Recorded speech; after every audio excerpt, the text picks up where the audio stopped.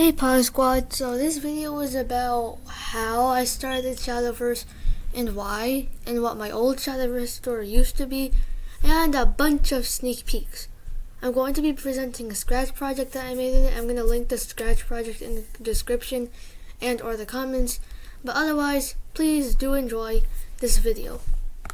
I'm not famous or anything, I only have 34 subscribers and 3 episodes, but I did want to talk to you about Twilight, a Traitor.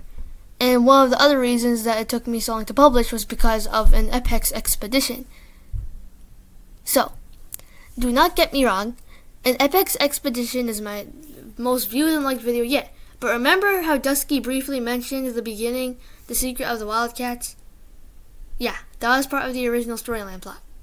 And I never added that, but for good reason. The plan was that there's going to be one wolf pack trying to find the direwolf before his evil brother, the Shadow, destroys the Wildlands under his claws. But I decided against that, and not because of my channel's name is Shadowflight, but because the story would have no variety in it if I did that. And still, it would be offending to have a villain called Shadow in the Shadowverse. Jokes aside, I needed to make new lore after publishing the first episode. So just so you know, I dreamed of getting an exalted Thunderwolf when I first got the Wolf Tales game, and I made a story called Rivals of the Wildlands.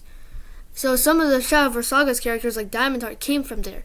And again, since I dreamed of getting an exalted Thunderwolf, the Alpha of Raya's pack in Rivals of the Wildlands was an exalted Thunderwolf named Thunder, because I am so creative and I couldn't think of a better name than that.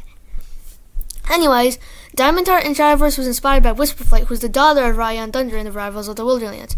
And Whisperflight is a Spirit Wolf and Exalted Thunderwolf hybrid. And when I opened the silver chest recently, that's where Ironheart came from. And I wasn't disappointed, because Ironheart would help me expand my fantasy wolf packs. So, now I'm going to move on to how I actually whipped up the 5 wolf pack idea. So you might have recognized a few concepts, like from Warrior Cats, such as the Agent, which is kind of like the clan deputy. Not to mention the 5 packs themselves. But instead of Sky Pack, Thunder Pack, River Pack, yada yada yada, you know, I stuck to my own ideas. I don't let my stories get influenced. But regarding Spirit Pack and the Haunted Pack, they're not inspired by Starkland or the Dark Forest. Spirit Pack delivers prophecies and omens to a pack's messenger, and healers can have cubs, by the way, and not a healer. And sometimes they'll choose the chosen one. But Haunted Pack seeks revenge on any Spirit Pack wolves who expose their bad deeds. Haunted Pack wolves want Wilderlife wolves to follow their paw steps. They haunt young apprentices or newer contributors and make them think that they're battle training them, but really all they're doing is manipulating them. However, the manipulated wolves usually figure it out, either by the messenger being warned or by them figuring it out themselves. I'm not trying to lore dump, and I'll definitely make a tutorial on this soon. So, I walked you through the origins of the storyline. Now let me tell you how I expanded it. When I got Ironheart, I read him and Raya in-game. Just read the kid-friendly thing, go on. And I got a female Spirit Wolf Club, and that was Diamond Heart. And then her twin was Steelpelt, and then I had Cloakfang and Shield Strike. And my Cloakfang's one of my favorite characters. So then I got Hemlock from a different chest, and originally Emerald Stud was going to be the father. But I decided against that because I didn't want the relationship between Emerald Stud and Cloakfang to be that odd.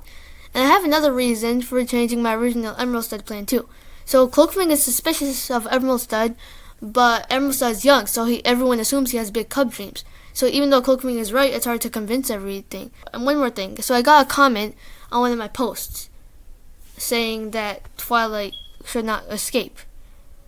And I'm just saying, just stay tuned, because Season 2 is going to center around a few roguish wolves. I'm not going to give any more things away, but I'm just saying, watch out. So, see ya, Paws. I'll catch you in the next one.